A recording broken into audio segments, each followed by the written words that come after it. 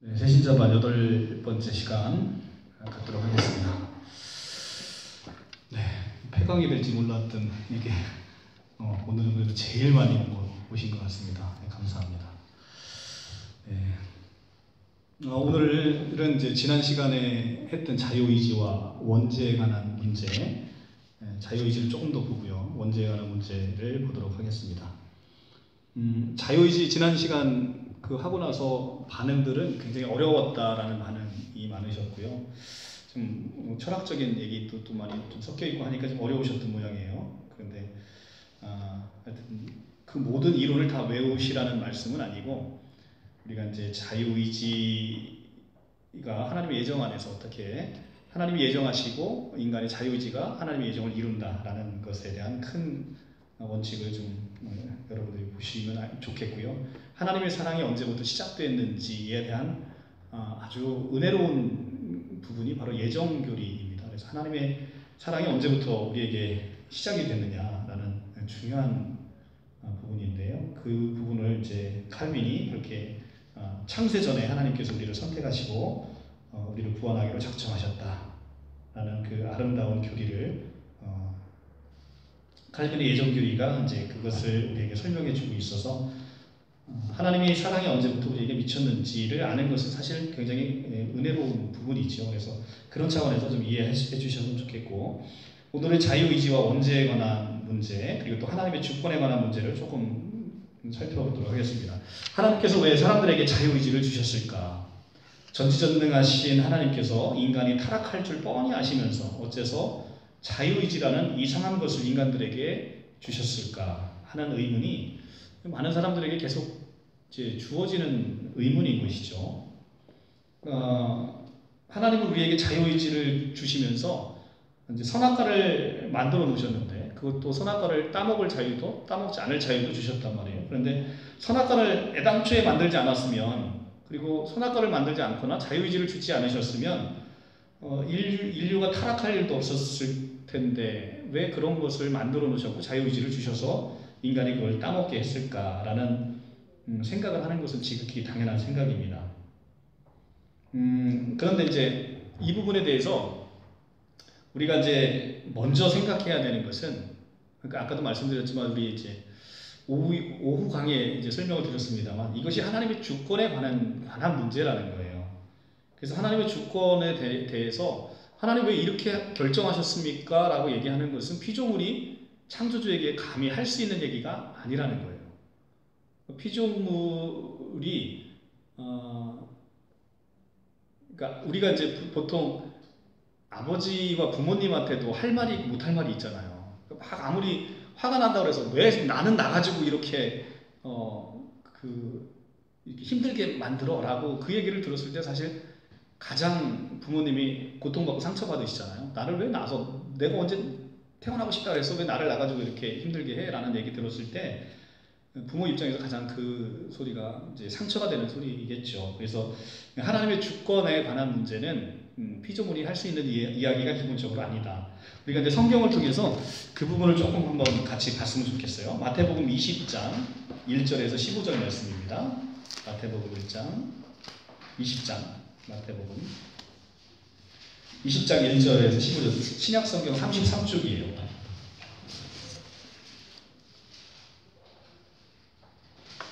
신약성경 33쪽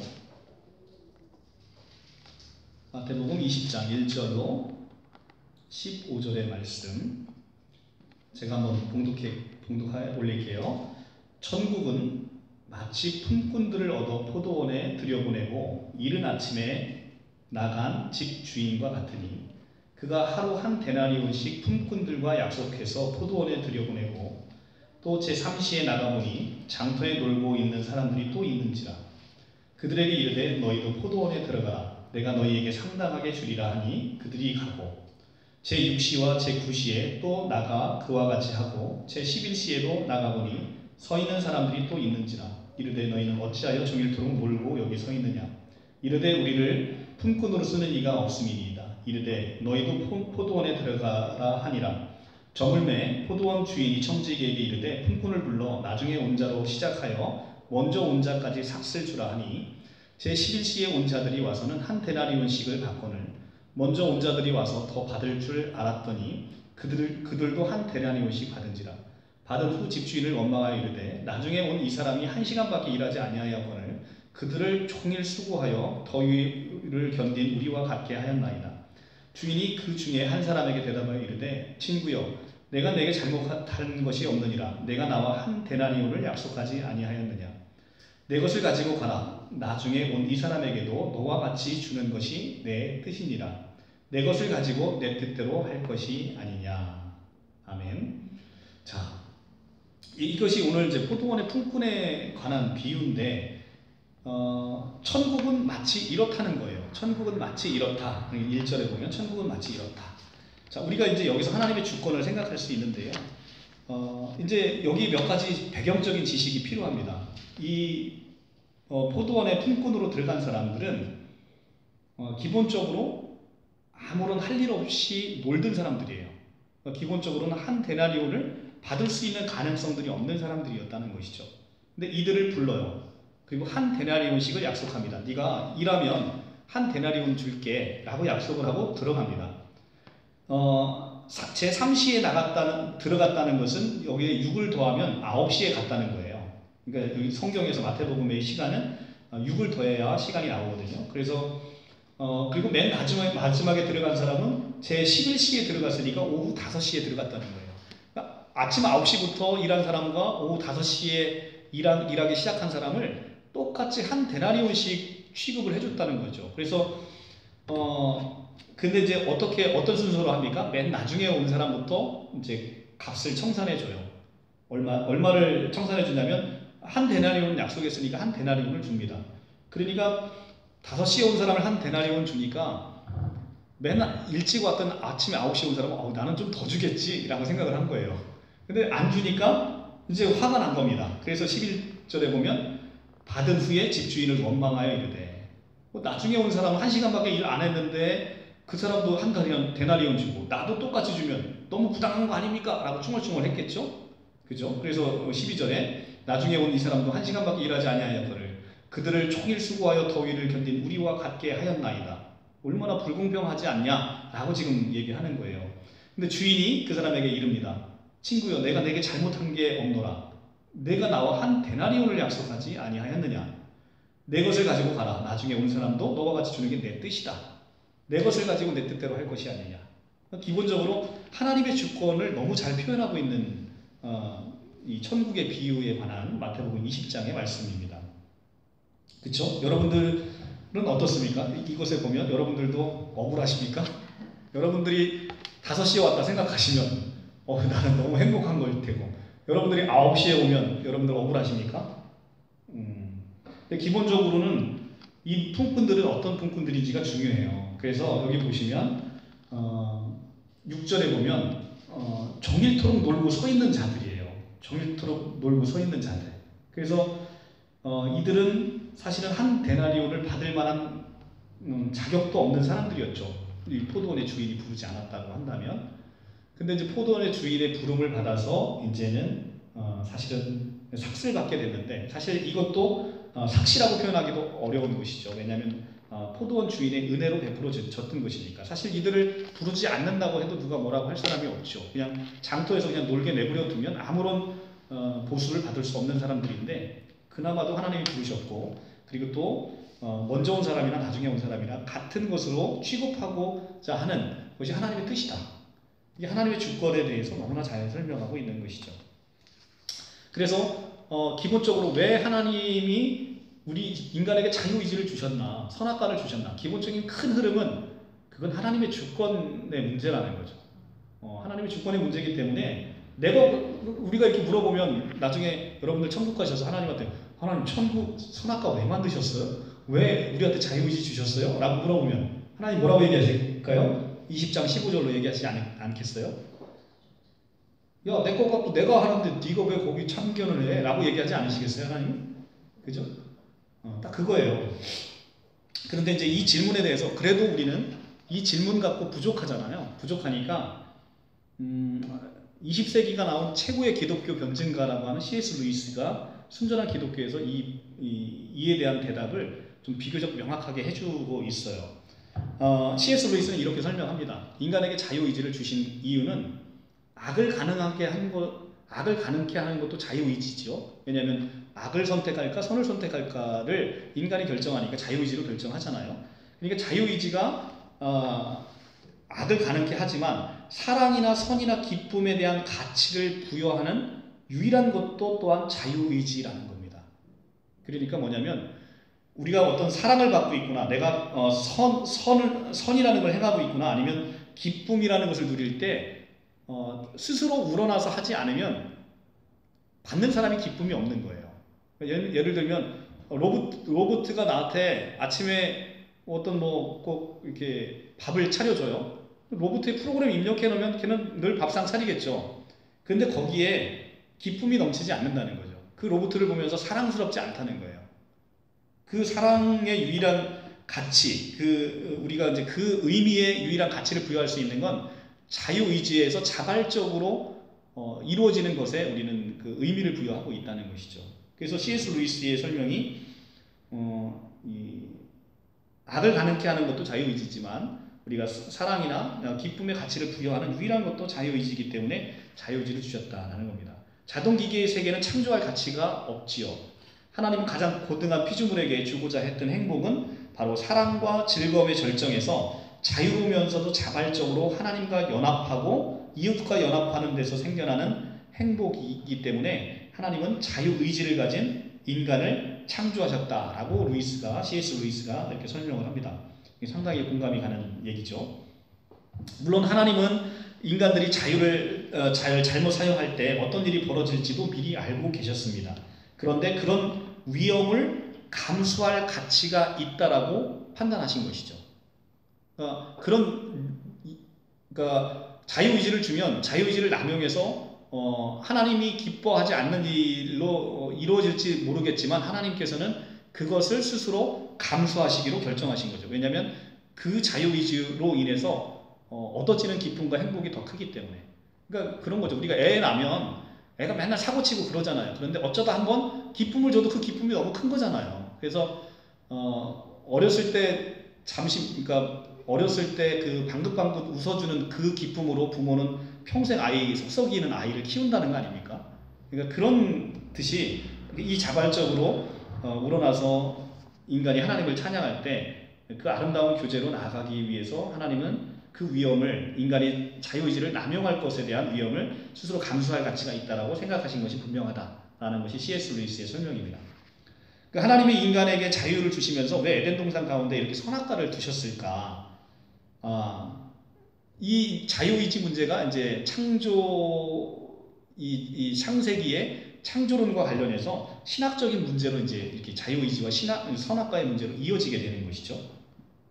그래서 이제 사람들이 많이 묻습니다. 왜 선악과를 두셔서 이렇게 인간이 그걸 따먹을 걸 뻔히 아시면서 그렇게 하셨을까? 라는 질문들이 이제 신학적으로 이루어지게 되는 것이죠. 첫째는 자발적으로 순종하는 인간과의 사랑을 하시기 위해서 어쨌든 하나님은 인간에게 자유의지를 두셨다는 것이고, 그 다음에 이제 선악과를 그럼 두신 이유는 무엇이냐?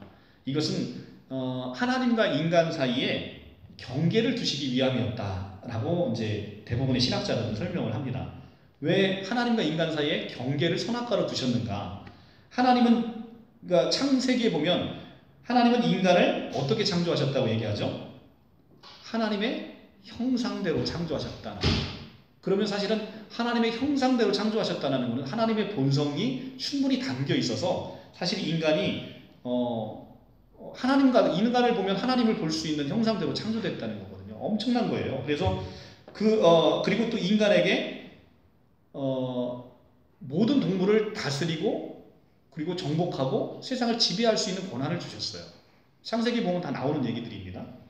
그러니까 이런 인간에게 하나님의 형상대로 창조했죠. 모든 피조물을 다스릴 수 있는 권한을 주셨죠. 그리고 에덴 동산의 모든 열매를 임의로 먹을 수 있는 권한을 주셨어요. 이런 엄청난 권한을 주고 하나님의 형상대로 창조된 인간이 선악과가 없다라고 한다면 하나님과 구분의 경계가 없어지는 거예요. 인간이 교만해져서 하나님처럼 된다는 거예요. 그래서 인간에게 모든 권한을 주시면서 동산 가운데에 그 선악을 알게 하는 나무를 두시고 이것을 따먹지 마라. 이것을 먹는 날엔 네가 정령 죽으리라 라고 창세기 2장 17절에서 얘기를 하신 것이죠. 이거는 창조주와 피조물이 다르다는 것을 늘 아담에게 상기시켜 주고자 이 선악과를 만들었다는 것입니다. 그래서 인간은 선악을 알게 하는 이 나무를 바라보면서 하나님의 하나님 되심을 알게 되고 자신은 피조물됨을 늘 기억하도록 만들었다는 것입니다.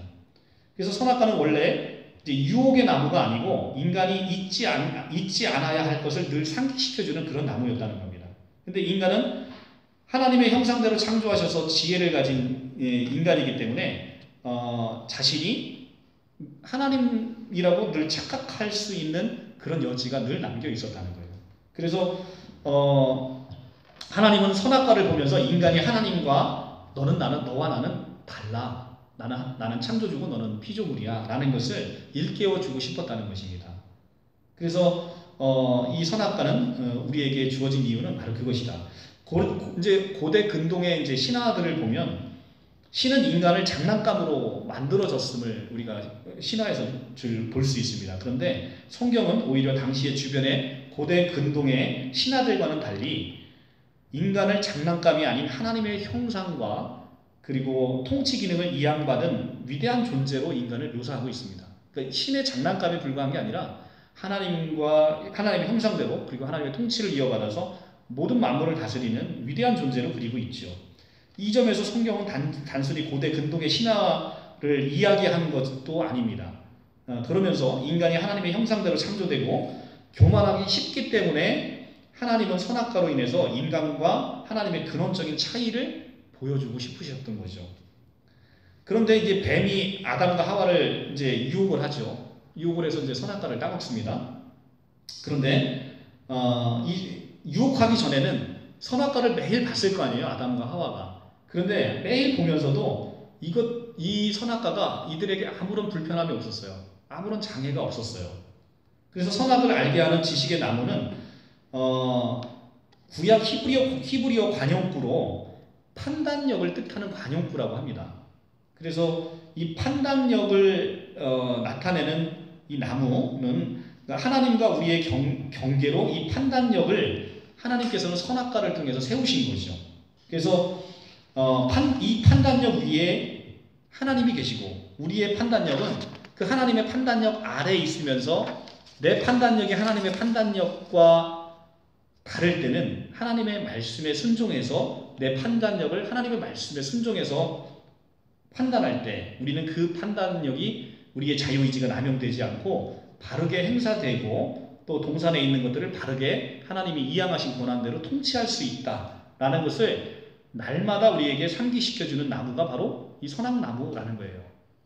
그러니까 이 선악나무는 그런 기능을 했고 실제 뱀으로부터 유혹을 받기 전에는 그게 그렇게 그냥 계속 이어졌던 거예요.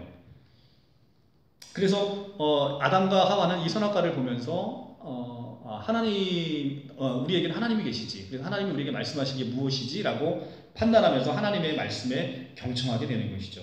그러니까 우리 판단과 하나님의 판단이 다를 때 우리가 어떻게 반응해야 되는지를 선악과 사건을 통해서 알려주고 있는 것이죠. 그래서 나의 피조물됨을 고백하고 하나님의 하나님 되심을 인정하고 말씀인 성경을 따라 판단하고 순종해야 되는 것이 원래 아담의 본래적인 목적이었다라는 것입니다. 이제 우리가 이제 여기서 이제 한 가지 예를 들어보면 이런 거죠. 성경이 이제 이런 거죠. 성경의 많은 이야기들이 이건 이제 다음 시간에 굉장히 아버님이 궁금하게 생각해서 굉장히 이제 다음 시간에 자세하게 다룰 거예요. 성경이 얘기가 상당 부분 고대 근동에서 이미 신화적으로 이어졌던 나와 있던 얘기들이 상당히 많이 있어요. 그러면 이런 생각을 할 수 있죠. 성경이 고대 근동의 신화를 뺏긴 거 아니야? 라고 생각을 할 수 있죠. 시간적 순서로 보면 당연히 그럴 수 있습니다.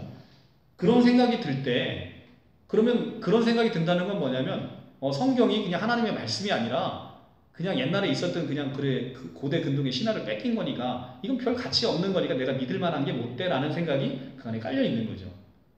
그런 생각이 들 때 우리는 성경의 디모데후서 3장 16절의 말씀이 그냥 벌떡 떠올라야 되는 거예요. 고린도서 3장 16절에 모든 성경은 하나님의 감동으로 된 것으로 교훈과 책망과 바르게 함과 의로 교육하기 유익하다라는 디모데후서의 말씀이 딱 떠오르는 거죠. 그러니까 모든 성경은 하나님의 말씀으로 된 것이다. 그리고 예수님이 이 성경의 말씀은 1.1획도 이루어짐이 없이 뭐든지 다 완벽하게 이루어진다라는 예수님의 직접적인 말씀이 있으세요. 그러니까 1.1획도 성경의 말씀이 이루어지지 않는 것이 없다라는 하나님의 말씀이 딱 떠오르면서 야 그래 이게 내 생각으로는 야 이거 고대 근동의 그냥 신화 이야기를 단순히 그냥 뭐 전해져 오는 것들을 일부 뺏겨서 그냥 만든 그냥 이야기책에 불과하다라는 생각이 스쳐 지나가더라도 내 생각은 그거예요. 내 생각은 그거라도 하나님이 뭐라고 지금 말씀하시냐면 이 성경은 그런 책이 아니야. 모든 것이 하나님의 감동으로 된 거야. 그래서 너희가 의와 바르게 함과 교육하고 의로 교육하기 되게 유익한 것이야. 그리고 이건 하나님의 말씀이라 1.1획도 땅에 떨어짐이 없이 모든 것이 다 이루어지는 거야 라고 성경에서 말씀할 때는 내가 하나님의 말씀을 위에 두고 그 말씀을 신뢰한다는 거죠. 그 말씀을 따라서 이 성경 말씀을 믿어야 된다는 것이죠. 이것이 바로 선악과의 기능이라는 거죠. 그런데 이 선악과의 나무를 내가 이 경계를 허물어 버리면, 그죠? 선악과를 따먹는 건 이 경계를 세웠던 선악과의 나무를 경계를 흐트러 버리는 거잖아요. 경계를 흐트러 버리고 나면 나는 어떤 생각이 들어요? 에이, 그래도 내 생각이 맞을 거야. 이 생각이 드는 거죠. 그러니까 내가 내 생각의 주인이 되어 버리는 거예요. 분명히 하나님은 아니다. 너 그거 아니야. 라고 얘기했는데 내 생각이 옳다라고 얘기하는 거죠. 우리가 이런 경우들은 얼마든지 자녀분들하고 대화를 통해서 많이 느낄 수 있잖아요. 분명 부모님이 야, 너 그거 아니야 라고 얘기했는데 자녀들 곧 죽어도 지가 옳다고 얘기하다 나중에 보면 후회하는 거잖아요. 그죠?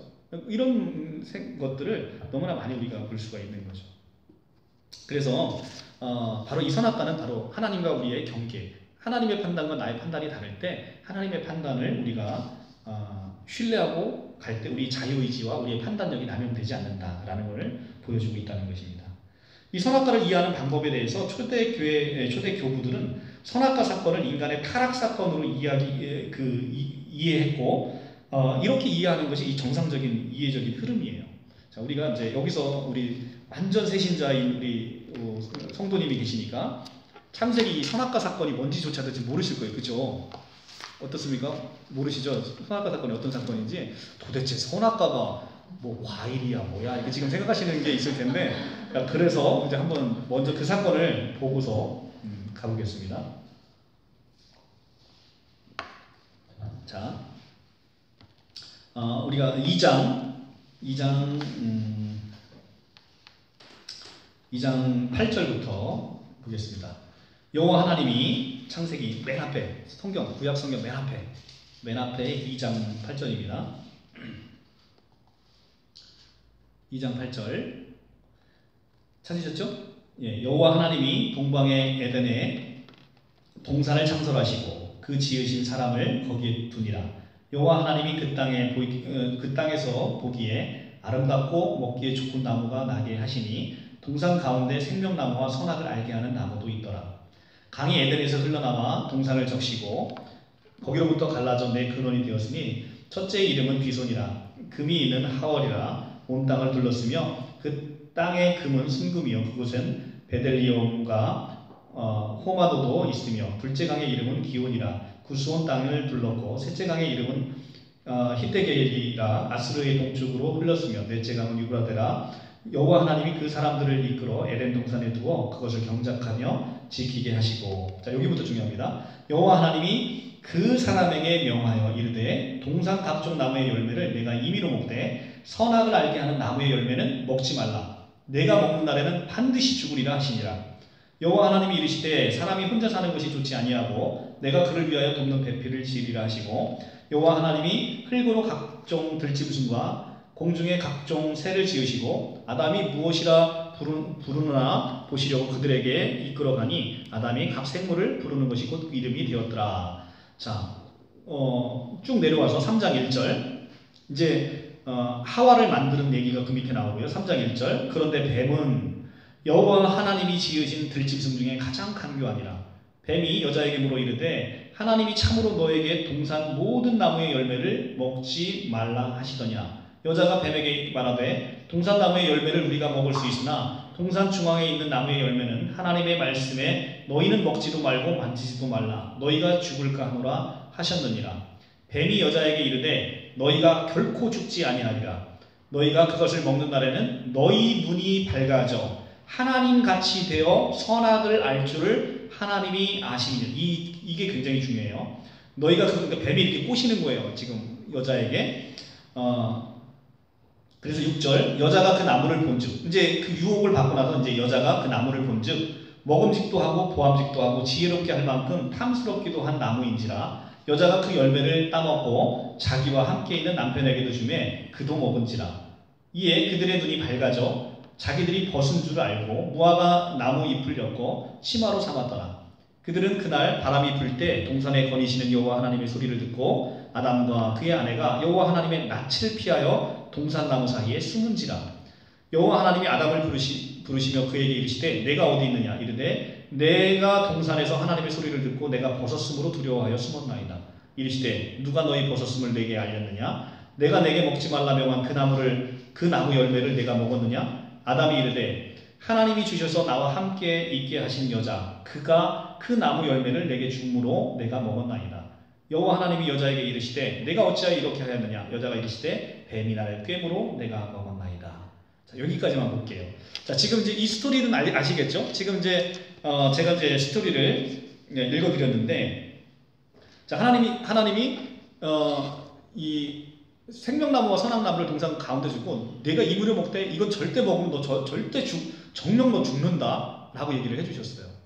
그런데 이 아담과 하와는 뱀이 와서 이것을 꼬시기 전에는 이 선악나무가 이 먹음직도 하고 보암직도 하고 지혜롭게 할 만한 나무라고 보여지지 않았던 거예요. 왜냐하면 하나님과 나의 경계가 구분되어지는 나무로 판단했기 때문에 유혹을 받기 전에는 이것이 먹음직스럽다라는 생각을 한 번도, 왜냐면 하나님께서 먹지 말라고 했던 거니까. 근데 이제 뱀이 와서 꼬십니다. 3장 1절에, 그죠? 여호와 하나님이 지으신 들짐승 중에 가장 간교하니라. 그래서 이 뱀이 여자에게 물어 이르되 하나님이 참으로 너에게 동산의 모든 나무의 열매를 먹지 말라 하시더냐. 자, 뱀은 꼬실 때부터 하나님의 말씀을 왜곡하죠. 어떻게 왜곡합니까? 하나님은 모든 거 먹되 이것만 먹지 마라고 얘기했는데 지금 뱀은 뭐라고 얘기해요? 하나님이 참으로 모든 나무의 열매를 먹지 말라고 했느냐? 라고 하나님의 말씀을 왜곡합니다. 이것이 사탄의 본질이에요. 하나님은 그렇게 말씀 안 하셨어요. 그런데 뱀이 와서 꼬시는 거예요. 하나님 이렇게 말씀하시더냐? 꼬시는 겁니다. 그랬더니 뱀이 이제 그렇게 꼬시고 나니까 하와가 그걸 쳐다보니까 너무 먹음직스러운 거예요, 이게. 그리고 나서 뱀이 여자에게 이르되 너희가 결코 죽지 않으리라. 이제 꼬십니다. 그리고 너희가 그것을 먹는 날에는 너희 눈이 밝아져서 하나님같이 돼서 선악을 알 줄을 하나님이 아시고 먹지 말라고 한 거야 라고 3장 5절에서 사탄이 꼬시는 거예요. 그러니까 너희가 이거 먹으면 너 죽는 게 아니라 하나님처럼 눈이 밝아져서 하나님처럼 지혜롭고 내가 하나님이 될 수 있기 때문에 하나님 먹지 말라고 한 거야. 너 이거 먹어봐. 너 하나님처럼 된다. 이렇게 꼬신 거죠. 그래서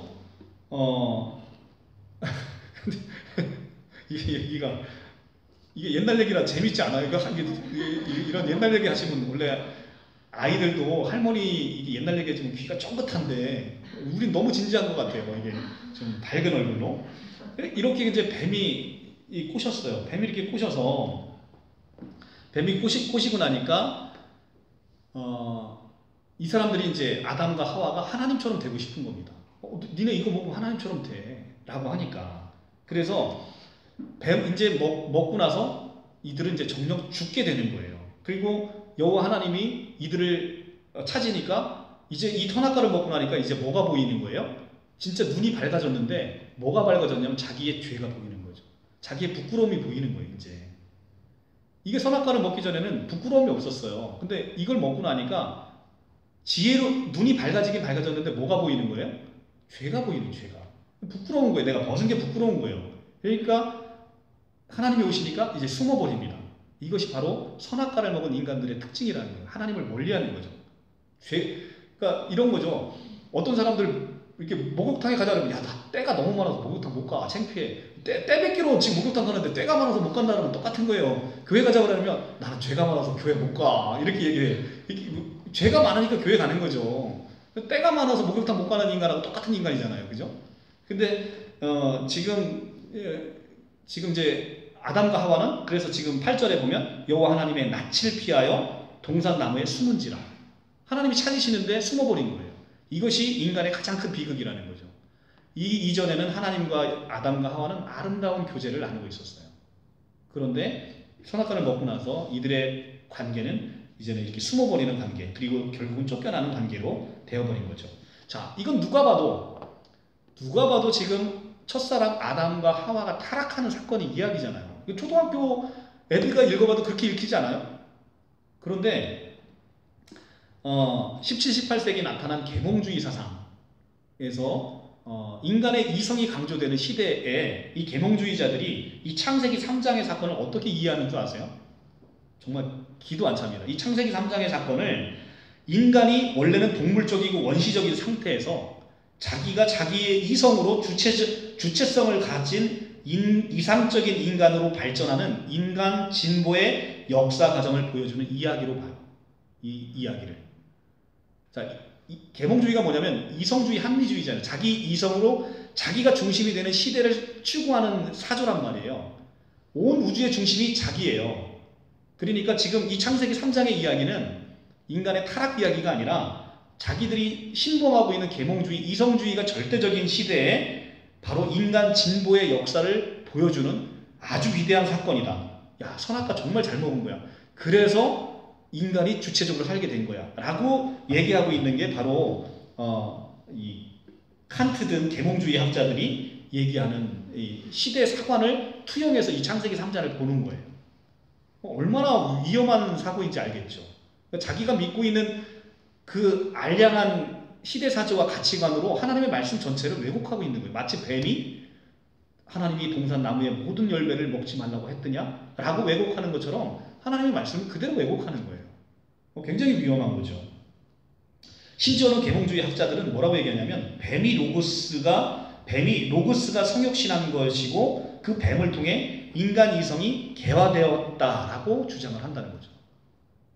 그 뱀이 하나님의 현현이었고 인간이 동물적이고 원시적인 상태에서 하나님께서 얘들에게 그런 주체적으로 할 수 있는 기회를 주셨다라는 그런 이야기를 하고 있어요. 이 계몽주의적 발상을 이 계몽주의적 사관을 본문에 투영해서 이해를 하게 되면 성경을 이렇게 왜곡해서 볼 수 있다. 굉장히 위험한 사상인 거죠. 그래서 그러면 우리가 성경을 어떻게 이해를 하고 어떻게 성경을 봐야 되느냐가 다음 시간에 자세하게 나옵니다. 특히 구약의 많은 어떤 성경 안에 굉장히 모순이 많아요. 여러분들이 그걸 제가 하나하나 다 읽어주면 시험 드실 분들이 있을 만큼 성경의 모순이 상당히 많다는 거죠. 그런 것들을 우리가 어떻게 이해를 해야 되는지를 다음 시간에 자세하게 보는 거고, 오늘 시간은 그 시간은 아니고요. 그래서 이런 본문들을 투영해서 이해하는 게 얼마나 위험한 거. 그러니까 우리가 성경을 어떻게 이해해야 되는지가 성경을 보는 눈이 있다는 거예요. 성경이 보는 눈. 그러니까 성경을 우리가 그냥 막연히 우리 눈을 갖고 볼 때 성경이 보여지지 않는다는 거죠. 그래서 신약 성경에 오면 예수님이 제일 먼저 뭘 하십니까? 계속 맹인들 치료하시잖아요. 귀머거리 계속 뚫어주시고 들리게 해주시잖아요. 내가 귀머거리고 내가 맹인인 걸 모른다는 거죠, 사람들이. 그러니까 나는 보고 있으니까 나는 본다고 생각하는데 못 본다는 거예요. 지금 예수님은 못 본다는 거예요. 마치 보고 있지만 넌 못 본다는 거예요. 그래서 계속 맹인과 귀머거리를 치유해 주시는 사건을 계속 우리에게 보여주고 계시는 거죠. 성경 본문이 하는 말에 귀 기울이기보다는 자신이 숭배하는 계몽주의적인 세계관을 본문에서 재확인하고자 하는 성경 해석, 이것들은 너무나 위험한 해석이다. 마찬가지로 성경 본문에서 하는 말을 귀 기울이지 않고 꼭 계몽주의적인 사관뿐만 아니라 내가 가지고 있는 지식, 내가 가지고 있는 가치관, 사실 그것이 온 세계 가치관에 비하면 얼마나 하찮은 거겠어요. 근데 그 하찮은 지식을 갖고 내가 하나님의 말씀을 이 본문의 흐름대로 이해하지 않고 그냥 본다는 거예요. 그것이 얼마나 위험한 발상인지를 성경 본문을 통해서 제가 예시적으로 지금 말씀드리는 것이죠. 자, 그러면 이런 것들이 바로 우리가 나의 생각과 나의 이성으로 이렇게 판단하는 것, 이런 것들이 바로 선악과를 먹는다는 것이죠. 하나님과 나는 분명히 경계가 있어요. 하나님이 주시는 말씀을 하나님의 말씀으로 내가 최대한 하나님의 성령의 도우심으로 그 본문을 이해하려고 하는 인간으로서의 그 기본적인 노력 없이 나의 이성으로 판단하고자 하는 것, 이게 자칫 이렇게 계몽주의, 그러니까 17, 18세기에서 이 계몽주의적인 시대의 사조는 누구나 가지고 있는 시대의 사조였던 거예요. 그러니까 이렇게 생각하는 게 너무나 만연했다는 것이죠. 그러니까 그렇게 성경을 보게 되면 참 얼마나 이게 위험한 사상인지를 한번 보게 된다는 것입니다. 자, 그래서 창세기 3장의 이야기는 여러분들이 보셨지만 이게 인간 진보의 이야기예요. 인간의 타락의 이야기예요. 타락의 이야기를 진보의 이야기로 둔갑시킬 수 있는 아주 위험한 것입니다. 그 다음에 그러면 아담과 하와가 왜 선악과를 먹었습니까? 뱀이 와서 속였기 때문에 그렇죠. 뱀이 꼬신 거예요. 그래서 예창조 아래에서 하나님은 창조 주시고 인간은 피조물이라는 관계가 가장 이상적인 관계였습니다.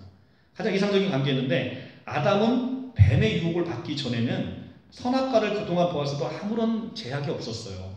뭐 먹음직스럽거나 보기 탐스럽다 이런 생각 안 했다는 거죠. 그런데 아무런 제약도 받지 않았던 상태에서 뱀의 유혹을 받고 나니까 이제는 이 나무가 유혹의 나무가 된 것이죠. 유혹의 나무가 되어버렸습니다. 뱀의 유혹은 다름 아닌 너희 눈이 밝아져 하나님처럼 네가 된다. 너 이거 먹으면 너 하나님 되는 거야 라는 거죠. 그러니까 하나님과의 경계가 있어야 되는 피조물인 인간이 이걸 따먹은 것은 그냥 과일을 따먹은 거예요? 아니면 하나님처럼 되고자 하는 하나님께 반역을 저지른 죄예요? 하나님께 반역을 저지른 죄인 거죠. 인간이 하나님처럼 되고자 한 거예요. 예전에 저는 이제 사극을 되게 좋아하거든요. 사극을 되게 좋아하는데 그래서 바빠도 사극을 짬짬이 조금씩 봐요. 근데 이 사극에 보면 이 참수형에 처해지는 건 바로 이 죽는 죄는 대역죄잖아요. 그러니까 임금을 시해하려는, 그죠? 임금보다 높아지려고 하는 죄, 이 대역죄인데 바로 지금 아담이 선악과를 먹은 사건은 바로 하나님처럼 되고자 하는 대역죄다라는 것이죠.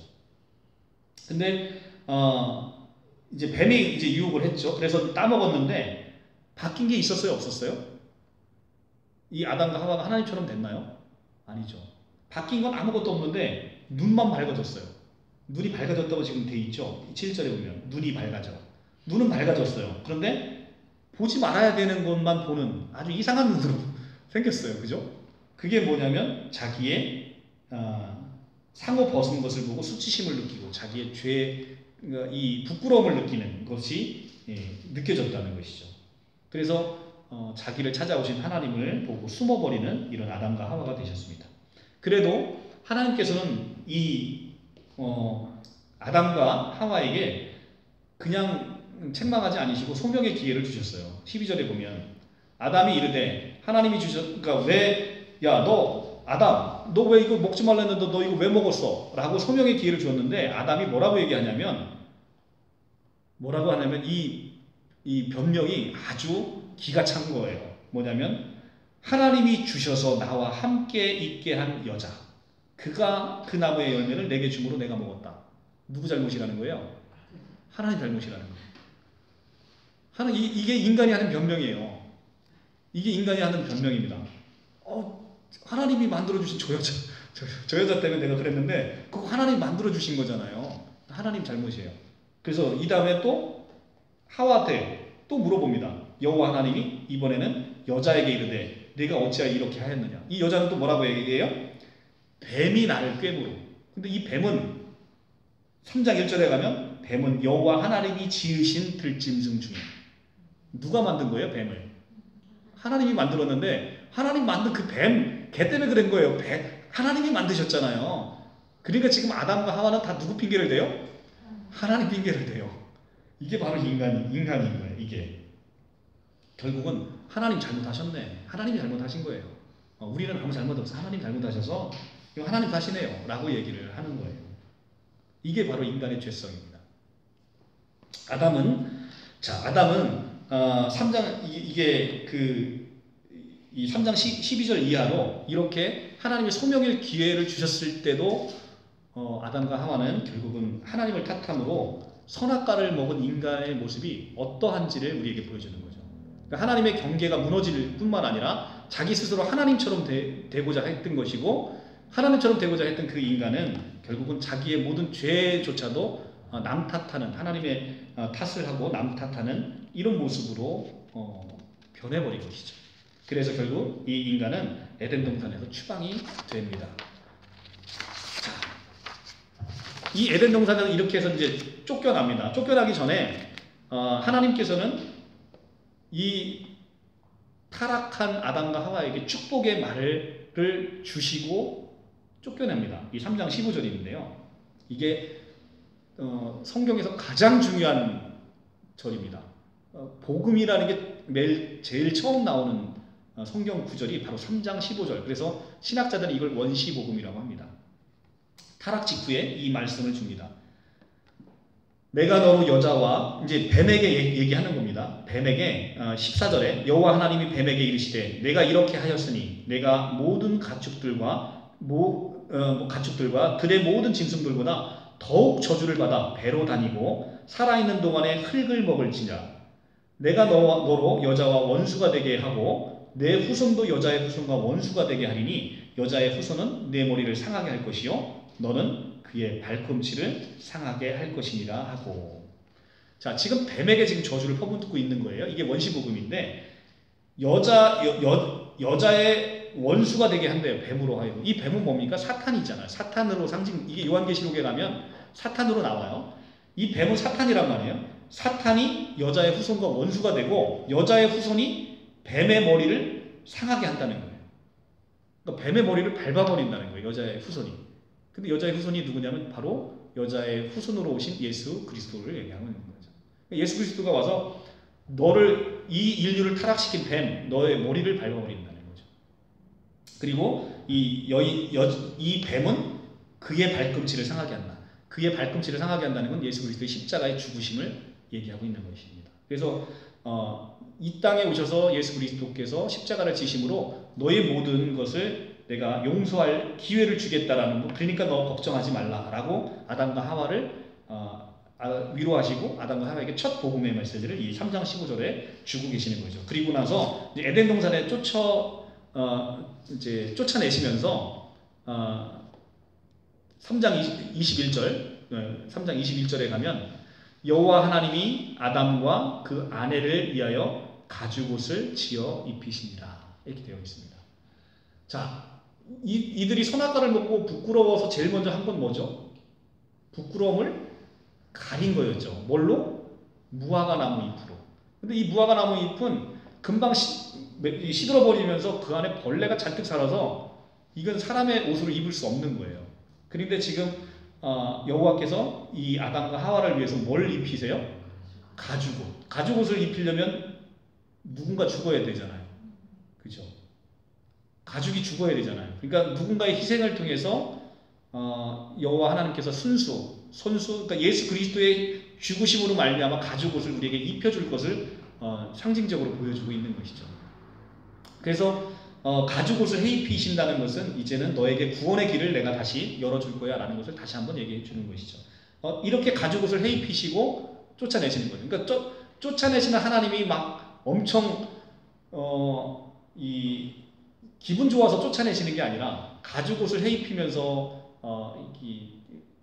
이 자식을 떠나보낼 때 이제 하나님의 마음이 여기서 읽혀지십니까? 가죽옷을 해입혀서 떠나보낸다 할 때 이 하나님의 마음이 여기서 읽혀지셔야 돼요. 얼마나 이 떠나는 자식을 위해서 무화과 이 벌레 잔뜩한 무화과 나무 이거 얼마 입지도 못한 그걸 다 벗겨버리고 가죽옷을 해서 입혀버리는 하나님의 마음이 여기서 느껴진다는 거죠. 자, 이제 좀 옆으로 샜는데 다시 이제 자유의지와 원죄로 돌아와서요. 자, 그래서 아담은 하나님같이 되고자 하는 욕망으로 이 죄가 시작이 됐다는 거예요. 우리는 이제 이거를 이제 원죄라고 얘기를 합니다. 이 아담의 지은 죄, 이것을 원죄라고 얘기하는데, 하나님과 인간의 경계가 무너지면 그 인간은 바로 인간 이하의 삶을 살게 됨을 지금 성경도 보여주고 있고 우리 역사가 보여주고 있어요. 그러니까 인간과 하나님의 경계가 무너져서 자기가 하나님처럼 되고자 하는 인간들로 인해서 인류 역사가 가장 처참하게 무너진 게 바로 히틀러였죠. 히틀러는 자기가 메시아라고 생각을 했어요. 그래서 2차 세계대전을 통해서 엄청난 그 유대인 학살을 했고 전쟁을 일으켜서 많은 사람들을 죽였죠. 그러니까 자기가 메시아라고 스스로 생각하는 사람들이 얼마나 인간 이하의 짓을 하고 살았는지를 우리 역사가 보여주고 있다는 거죠. 그래서 우리가 이제 선악과를 먹는 인간이 하나님처럼 되고자 하는 것에 욕망에 사로잡히면 얼마나 무시무시하게 변할 수 있는지를 우리 역사로 통해서 우리가 볼 수 있다는 겁니다. 가끔 어떤 성도님들이 이런 질문을 하세요. 왜 하나님은 근데 순종의 그 기준, 하나님의 경계의 기준을 왜 하필 선악과라는 나무로 했을까요? 너무 이거 시시하지 않습니까? 라고 물어보시는 분이 있어요. 그 많고 많은 것 중에 왜 하필 선악과라는 나무를 열매를 통해서 이렇게 하셨을까? 라고 말씀하시는데 그것 자체가 지금 굉장히 큰 함정이에요. 그러니까 이 하나님께서 말씀하셨는데 그게 시시하다? 시시하다라고 생각하고 느끼는 순간 인간은 함정에 빠진다는 거죠. 하나님의 말씀 자체를 시시하고 하찮게 여기는 것 자체, 그것이 큰 죄라는 거예요. 하나님은 자, 우리가 이제 그 불뱀 사건이 민수기 21장 4절에서 9절에 나오는데 이스라엘 백성들이 이제 그 출애굽을 시키고 나니까 그 돌아가는 그 출애굽의 여정 때문에 너무 고통스러우니까 이제 모세에게 하나님을 막 불평하고 원망하고 모세를 원망하고 그런단 말이죠. 그러니까 이제 불뱀을 보내서 물어서 사람들이 죽게 되니까 백성들이 모세에게 하나님께 기도해서 우리를 좀 살려달라고 얘기하니까 모세가 이제 여호와께 기도를 하니까 뱀들을 떠나가기를 이제 모세가 기도했어요. 그랬더니 여호와 하나님께서 뭐라고 얘기하냐면 이게 불뱀을 만들어서 장대 위에 매달아서 물린 자마다 그걸 쳐다보면 살게 하셨어요. 그래서 이제 모세가 노뱀을 만들어서 그 쳐다보는 자는 살게 만드셨단 말이에요. 그런데 그러면 이 노뱀을 쳐다보는 자는 불뱀에 물려서 다 죽어가는 사람들이 살아나요. 그런데 그러면 이 노뱀 자체에 치유의 권능이 있는 건가요? 아니죠. 노뱀에 있는 게 아니라 하나님의 말씀에 순종하는 것에 치유의 권능이 있는 거예요. 하나님이 이걸 보면 너 살 거야 라고 얘기를 했는데 저거 본다고 우리가 살아? 라고 얘기하면 그래서 안 쳐다보면 죽는 거잖아요. 근데 야 저거 노뱀 매달았는데 저거 쳐다보면 살아 라고 얘기하는데 그게 뭐 어려운 일이라고. 쳐다보면 사는 거예요. 그러면 그 노뱀의 치유의 권능이 있냐고요? 아닌 거죠. 하나님의 말씀에 순종하는데 치유의 권능이 있는 거예요. 하나님이 지금 얘기를 합니다. 믿으면 구원받는다 얘기를 해요.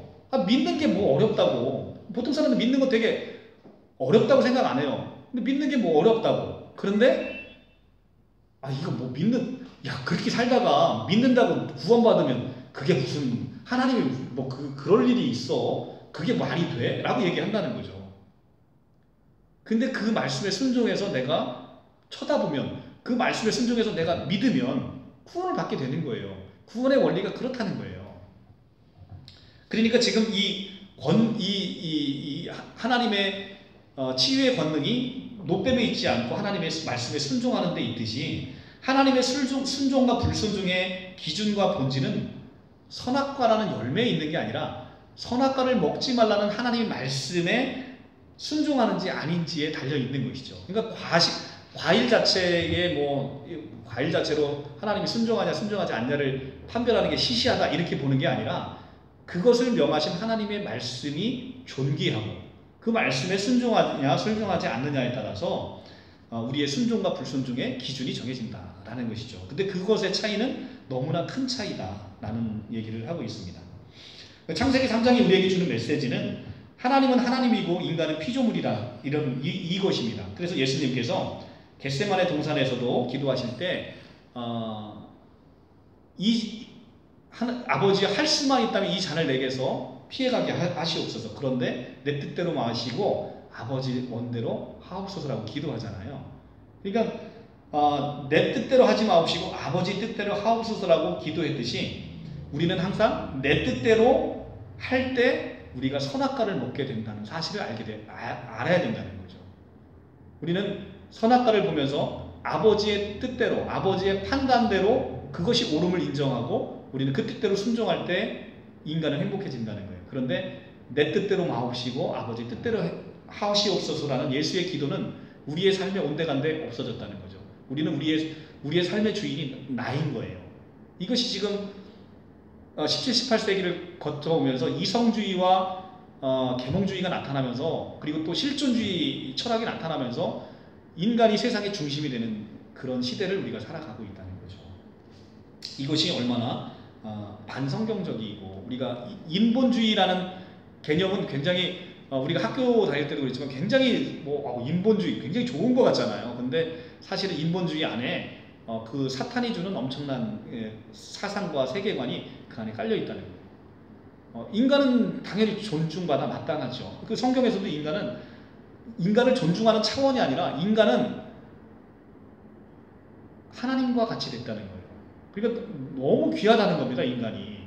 근데 인간 스스로 네가 귀하게 생각할 때 귀한 게 아니라 네가 낮아질 때 하나님 너를 그렇게 높여주신다라는 것, 이것이 성경의 원리인 거예요.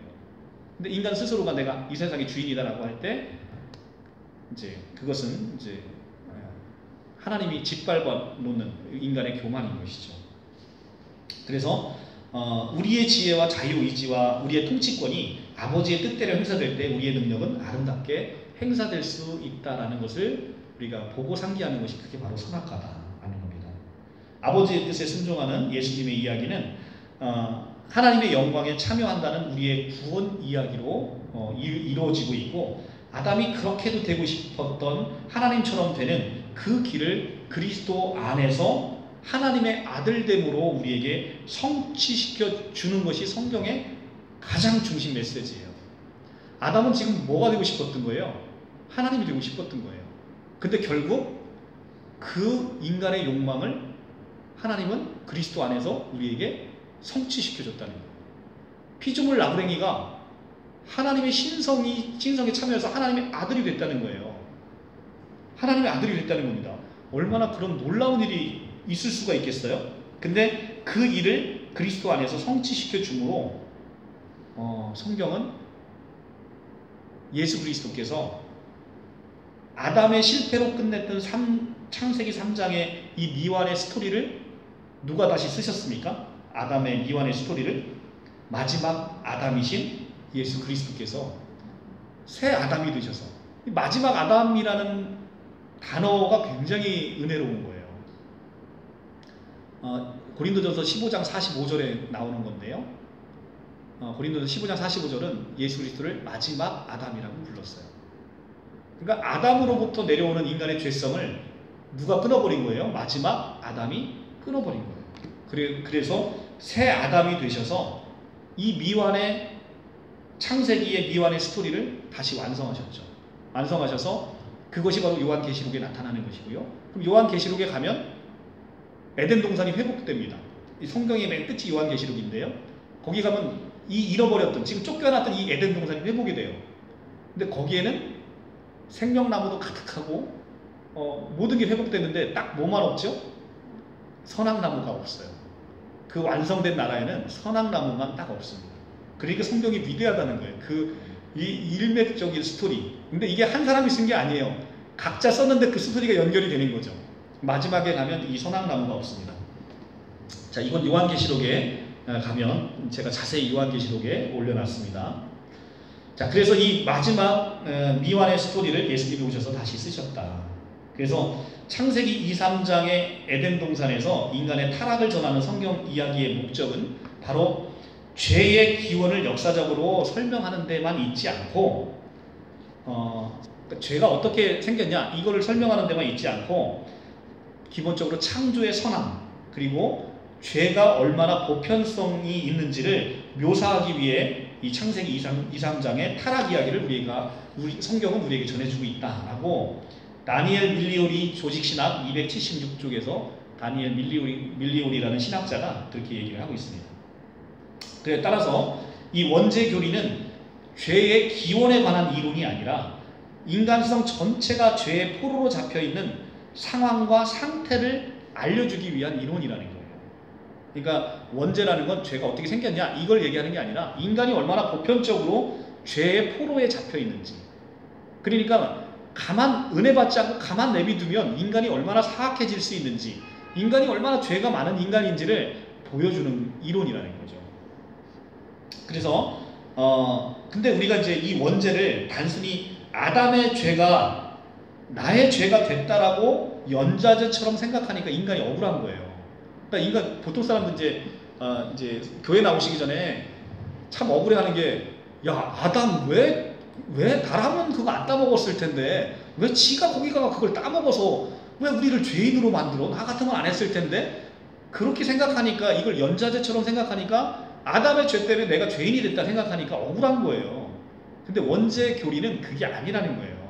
원죄 교리는, 자 그러면 원죄 교리를 우리가 어떻게 올바로 이해할 수 있는지를 한번 보면, 인류의 조상 아담과 하와가 하나님의 명령을 거역하고 하나님과 같이 되려는 마음에서 선악과를 따먹은 인류 최초의 죄, 이게 원죄인 건 맞아요. 그런데 이 원죄의 뿌리는 하나님 말씀 대신 사탄의 말을 더 신뢰하고 따른 것에 그 근원이 있다는 것을 우리에게 보여주고 있는 거예요.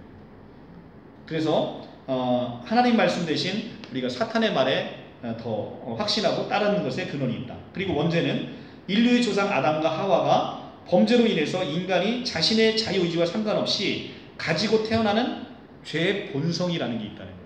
그러니까 아담의 죄가 그냥 온 거라기보다는 죄를 질 수밖에 없는 본질적인 성향, 이것이 우리에게 유전돼서 온다는 것입니다. 원죄는 하나님을 마음에 두기 싫어하고 자기 스스로 하나님이 돼서 행동하려는 성품 또는 본질, 본성을 말하는 그런 단어라는 겁니다.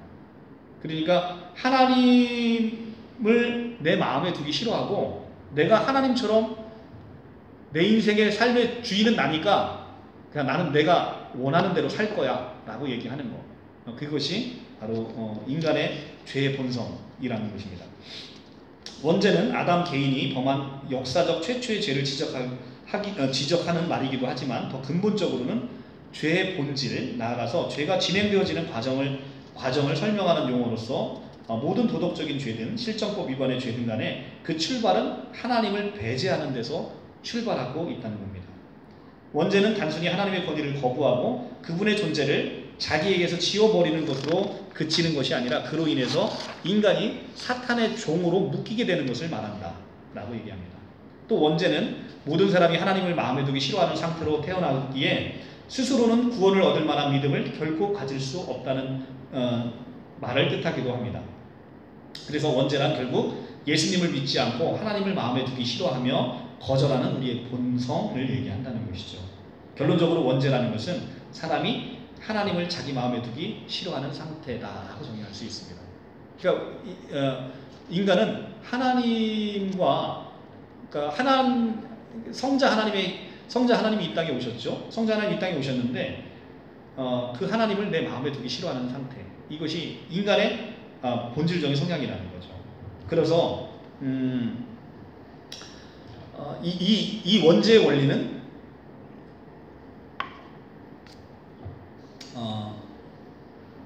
첫사람의 죄에 대해서 이 아담이 하나님의 말씀을 어기고 죄를 범함으로 그의 생물학적인 생명작용에 실질적으로 영향을 미치는 사망이 선고받았으므로 세상에 사망이 들어오고, 그러니까 죄로 말미암아 사망이 들어왔다고 로마서 5장 12절에 얘기하잖아요.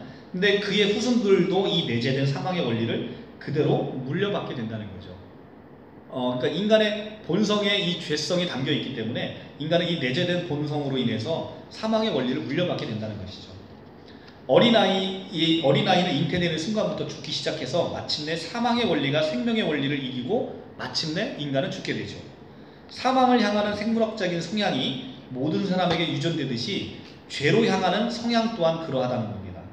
사람은 실제적인 죄를 짓도록 이끄는 죄악된 성품을 물려받았기 때문에 고의적인 죄인이 되는 것입니다. 그래서 이와 같이 여기가 이제 중요한데요.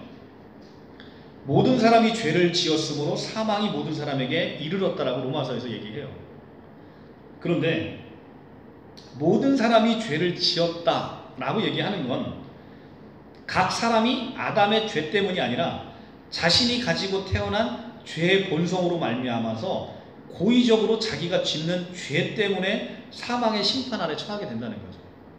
그러니까 아담 개 때문에 그런 게 아니라 아담으로 말미암아서 들어왔던 그 죄의 본성이 우리에게 계속해서 유전적으로 물려옴으로 말미암아서 우리가 스스로 그런 아담의 죄를, 똑같은 죄를 짓게 된다는 것이죠.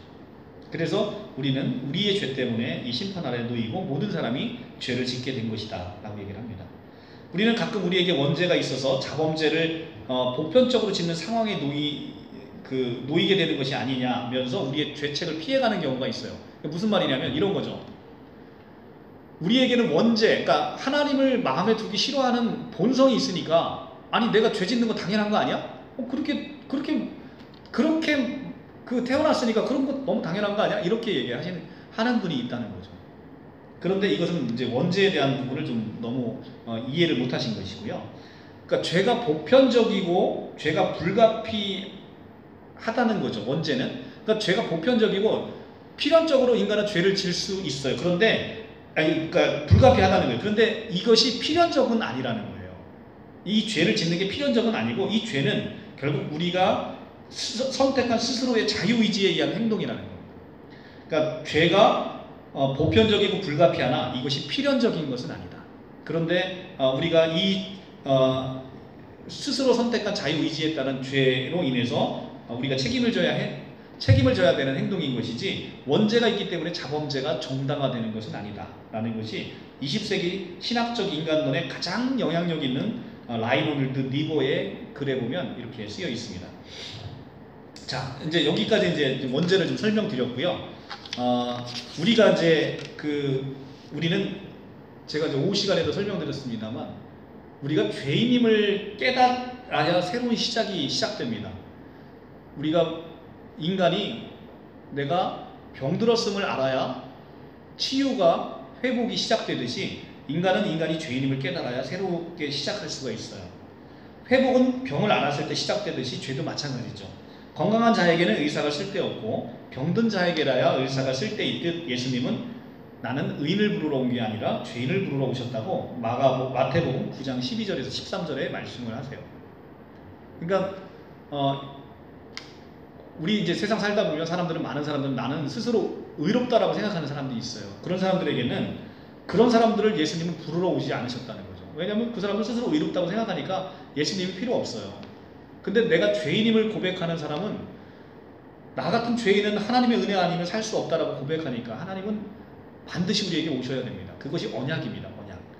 내가 죄인임을 깨닫고 하나님의 도우심이 필요할 때 나는 반드시 너를 돕는다라는 것이 성경에서 우리에게 주신 은혜 언약이라는 거예요. 그러니까 하나님은 우리가 죄인임을 고백할 때 반드시 우리를 의인으로 부르러 오실 수밖에 없는 원칙을 갖고 계시는 거죠. 그래서 우리 로마서에 이제 로마서 8장에 가면 이 생명의 성령의 법이 죄와 사망의 법에서 너희를 해방하였다라고 얘기를 합니다. 그러니까 생명의 성령의 법이 죄와 사망의 법에서 너희를 해방하였다라고 얘기하는 건 법칙이라는 게 있다는 거예요. 그 법이라는 게 법칙이라는 거예요. 법칙. 그러니까 하나님은 이제 우리가 죄인으로 고백하고 하나님의 은혜를 구하면 하나님은 반드시 우리에게 복을 주시고 우리를 의인으로 만드셔야 될 법칙으로 우리에게 언약을 맺으셨다는 거예요. 그러니까 하나님께서 어느 날 봤는데 얘 꼴보기 싫어. 얘는 안 주고 싶어.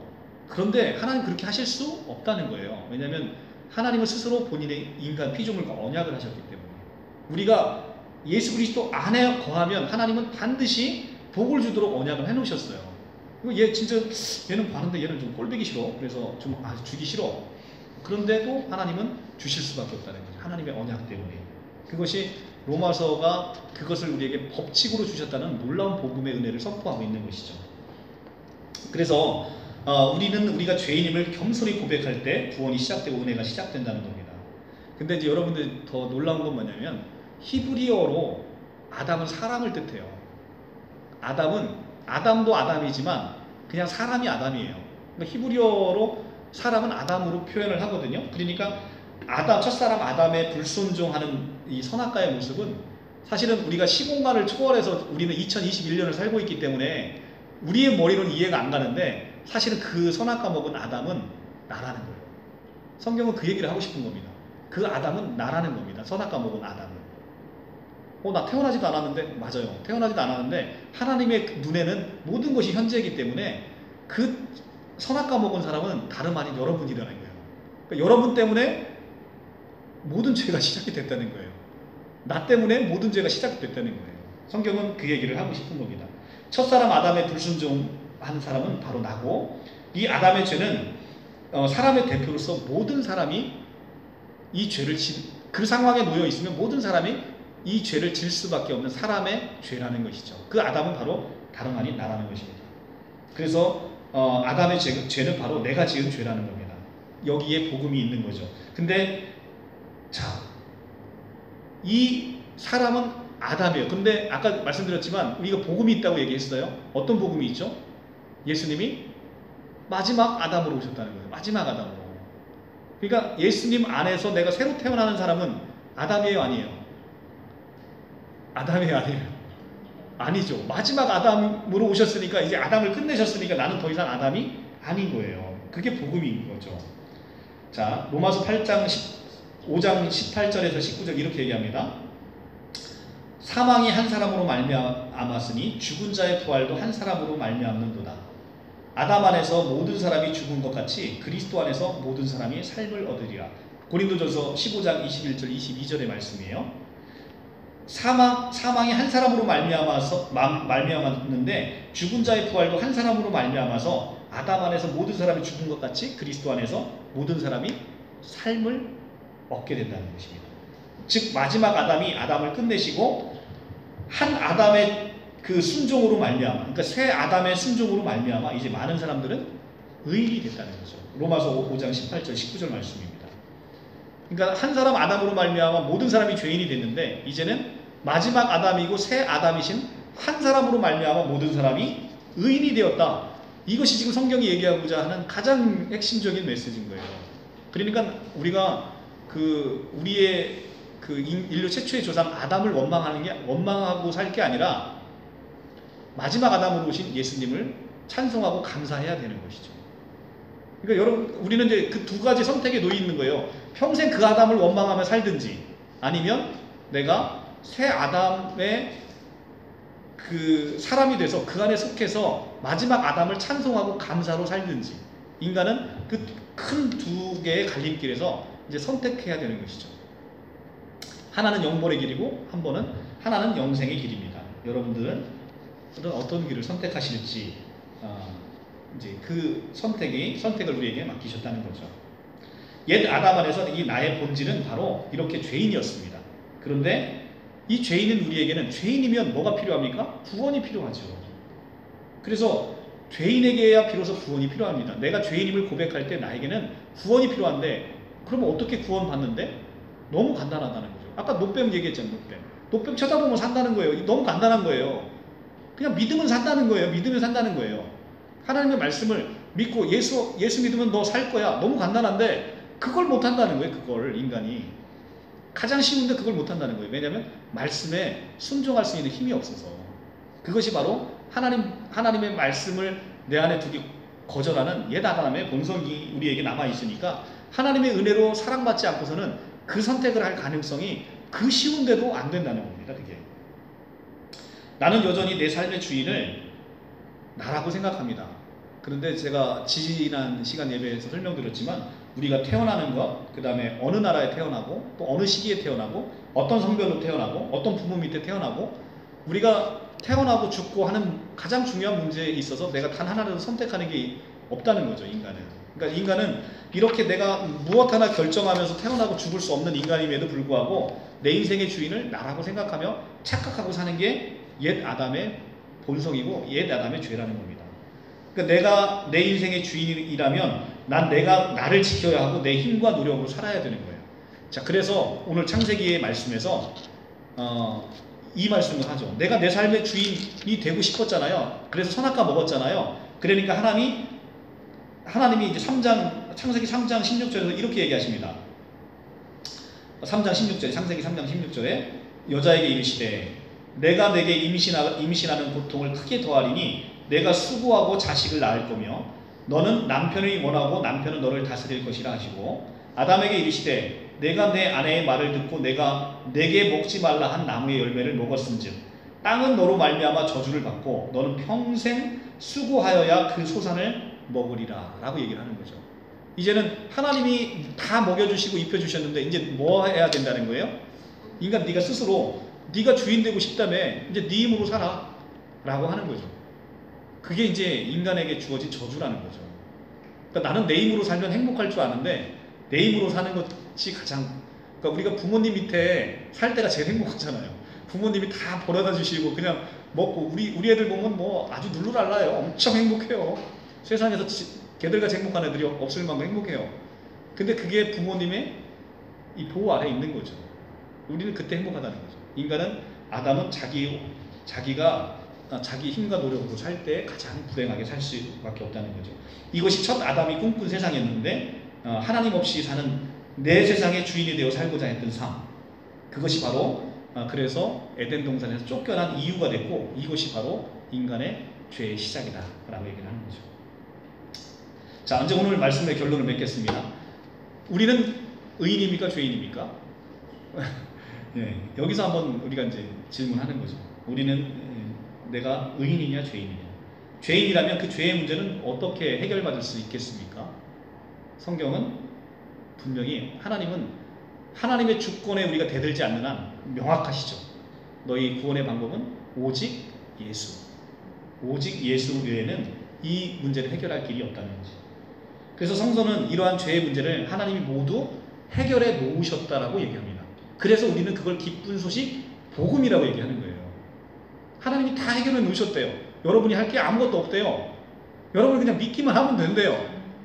근데 그 믿음도 선물로 주신대요. 그러니까 우리가 할 거는 사실은 하나님의 은혜에 감사하는 것 외에는 할 게 없는 거죠. 이게 복음이라는 거죠. 성서는 옛사람의 나의 본질과 새사람 된 나의 본질을 구분짓습니다. 그래서 성서는 나의 본질은 옛사람이 나의 본질이 아니라 이제 새 창조 아래서 나의 본질은 바로 하나님의 신성에 참여된 자. 그래서 성경은 우리를 신이라고 부른다는 거예요. 새 사람이 된 우리는 마치 신적인 존재처럼 하나님의 그 생명을 갖고 하나님의 아들이 돼서 피조물에 지나지 않는 우리가 신의 반열에 올라왔다는 거예요. 그것이 지금 성서가 우리에게 얘기하고 있습니다. 요한복음 10장 30절 이하에 자세히 나와 있습니다. 자, 그래서 우리는 만들어진 피조물인 인간이 하나님으로 예수 그리스도로 말미암아 우리가 창조주의 생명을 갖게 된 거예요. 자, 창조주의 생명 여러분들의 생명하고 같아야 달라요? 비교도 할 수 없죠. 원숭이 생명과 여러분 생명이 다르듯 창조주의 생명은 여러분들의 이 오래 살아야 120년도 못 사는 이 생명하고는 다른 거예요. 영원히 꺼지지 않는 너무나 고귀한 하나님의 생명을 갖게 됐고, 이 창조주의 생명을 갖게 된 여러분을 뭐라고 부르냐면 하나님의 아들이라 부르는 거죠. 내 자식이 나한테 아버지라 부르는 이유는 뭐예요? 내가 나의 생명을 그에게 줬기 때문에 그 친구가 나에게 아버지라 부르는 거예요. 같은 생명을 갖고 있고 내가 그 생명을 줬기 때문에. 우리가 하나님을 아버지라 부르는 건 성경에서 너 그냥 아버지라 불러 해서 부르는 게 아니라 실제 하나님의 생명이 나에게 와서 나와 하나님이 같은 생명을 갖고 있는 거예요. 그러니까 개미가 나한테 아버지라고 못 부르잖아요. 생명이 다르니까. 지금 그냥 우리의 생명의 상태에서 하나님을 아버지라고 못 부른다는 거예요. 생명이 달라서. 근데 이제는 같은 생명을 갖게 되어서 우리가 하나님을 아버지라 부르고 실제 우리는 하나님에게 아들이 됐다는 겁니다. 이것이 바로 그리스도와의 연합이라는 놀라운 설명을 성경은 하고 있습니다. 어떻게 피조물인 우리가 창조주의 생명을 가질 수가 있게 됐습니까? 이건 만들어져서는 될 수가 없는 거예요. 제가 이 새신자반에서 여러 번 말씀드렸는데, 무엇인가 내가 만들어진 건 만든 사람보다 항상 열등해야 돼요. 그러니까 같은 생명을 나누려면 반드시 어떻게 돼야 된다? 낳아야 되는 거예요. 낳은 자와 낳음을 입은 자가 같은 생명을 갖게 되는 거죠. 그래서 오늘 성경은 우리에게 얘기하고 있는 건 시편 2장 7절의 말씀에서 시편 2장 7절 말씀을 오늘 이제 마지막 말씀으로 한번 볼게요. 시편 2장 7절. 신약 성경 805쪽입니다. 구약 성경 805쪽.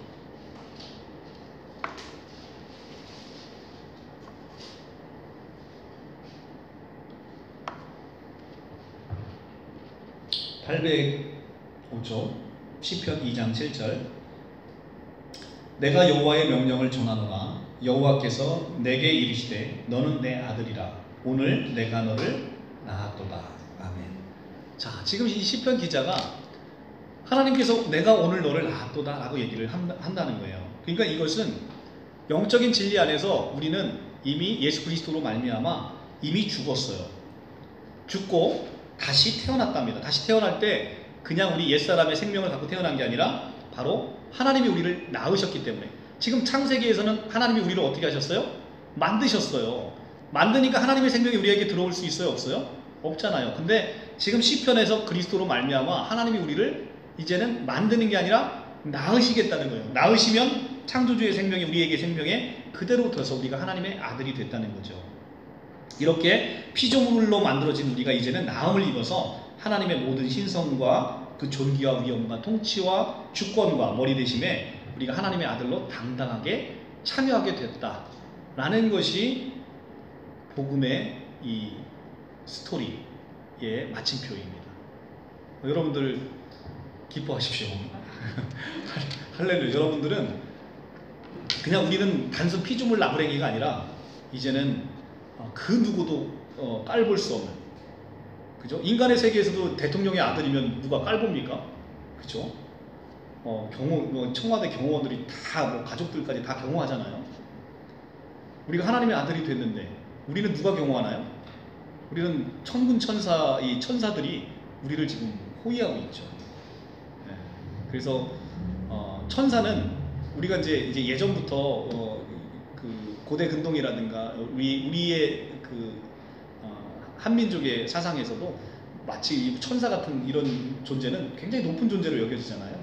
근데 그 천사는 사실 우리가 부리는 종이라는 거예요. 성경은 하나님의 아들로 이미 우리는 높아져 있어서 그들이 우리를 섬긴다는 것이죠. 그냥 이게 거짓말이라도 믿고 싶지 않아요. 저는 이게 그냥 이 얘기가 너무 좋아서 거짓말이라도 믿고 싶어요. 안 그래요? 안 믿고 싶어요? 그냥 나는 여전히 그냥 원숭이의 진화, 그냥 아메바예요. 그냥 그렇게 믿고 싶은가요? 네. 저는 그냥 이 성경의 말씀이 거짓말이라도 그냥 믿고 싶어져요. 이게 내가 하나님의 아들이 됐다니까 얼마나 귀하고 한 사람 한 사람이 너무나 소중하잖아요. 그러니까 인간의 가치관이 너무나 바뀌고 달라지잖아요. 우리가 말씀을 통해서 내가 왜 저 사람이 귀한지, 왜 모든 사람들을 귀하게 여겨야 되는지, 이런 것들이 우리가 성경 말씀을 통해서 우리의 본질과 우리의 생각과 우리의 가치관이 완전 변하게 되는 것이죠.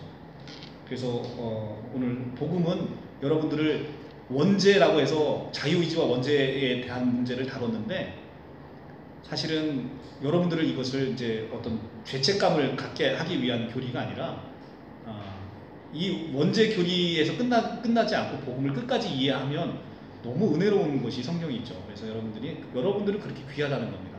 아주 그 귀한 여러분들을 축복하고 또 축복합니다. 말씀 마치고 다음 주에는 이제 그 말씀, 이제 성경을 우리가 어떻게 보는 거냐, 그 성경에 있는 그 많은 모순들을 우리가 어떻게 이해하고 성경을 봐야 되는 것이냐, 이런 부분에 있어서 그 나름대로 최대한 여러분들에게 제가 설득 가능할 수 있도록 한번 설명을 해보도록 하겠습니다. 네, 말씀을 여기서 마치도록 하겠습니다.